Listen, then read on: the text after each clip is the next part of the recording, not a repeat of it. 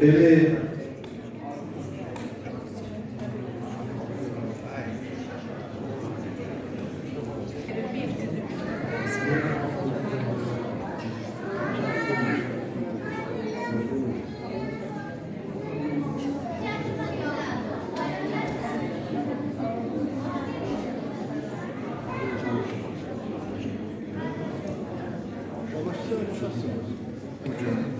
Babakşəhər Mədəniyyət Evində qəhrəman şəhidimiz Ramazanov Rasimə həsr edilmiş kitab təqdimatı mərasimi keçirilir. Hər bir kəs öz şəhidini sevən, öz şəhidinə dəyər verən insanlardır. Azərbaycan tarix boyu yerləşdiyi, əlverişli coğrafi mövqeyə görə dəfələrlə işğala məruz qalıb. Bu 5 il ərzində bizim şəhidlərimiz üçün çoxlu kitablar da yazıldı, şeirlər də yazıldı, rəsm əsərləri də çəkildi. Kitabı yazmaq, rəsm əsərini çəkmək asandır. Ədəblərdən birinə təşrif edirlər ki, sən tramvayın altında qalmış bir insanın faciəsini yaz.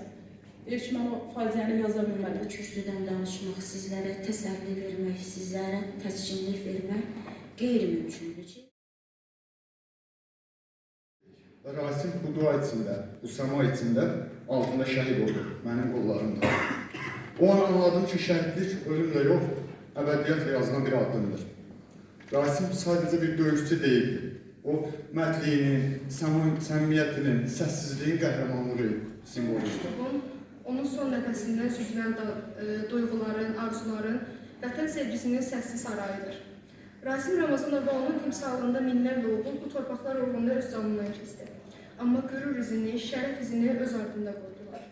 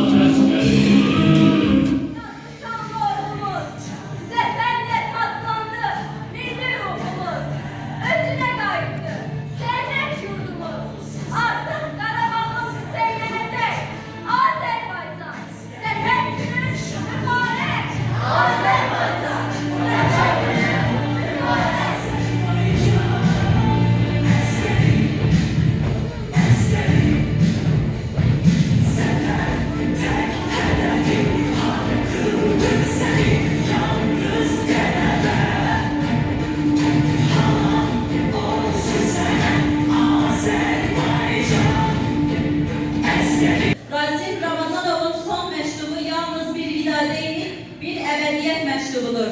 Biz onun yazdıklarında hürur, sesinde mertlik, suskunluğunda qələbə duyuruq. Bütün şəhidlərimizin xatirəsi qəlblərimizdə əbədi yaşayacaq. Allah bütün şəhidlərimizə rəhmət eləsin. Sağ olun.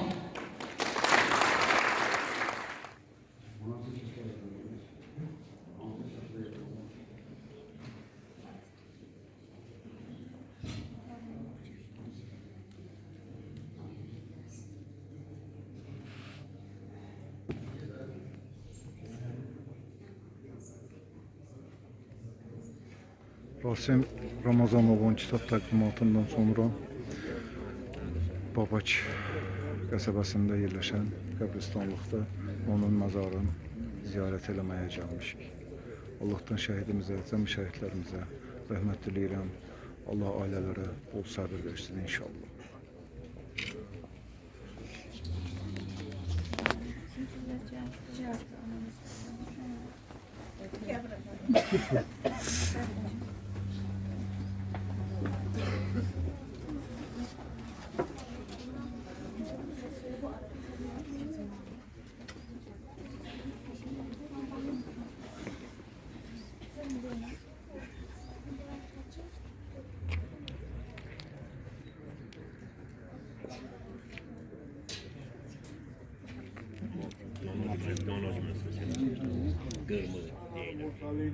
Velhamdülillahi Rabbil alemin. Amin, amin, amin. Ya Rabbel alemin. Allahümme salli ala Muhammed. Allah rəhmət eləsin. Allah cəmi şəhidlərimizə rəhmət eləsin. Allah ruhlarını şad eləsin.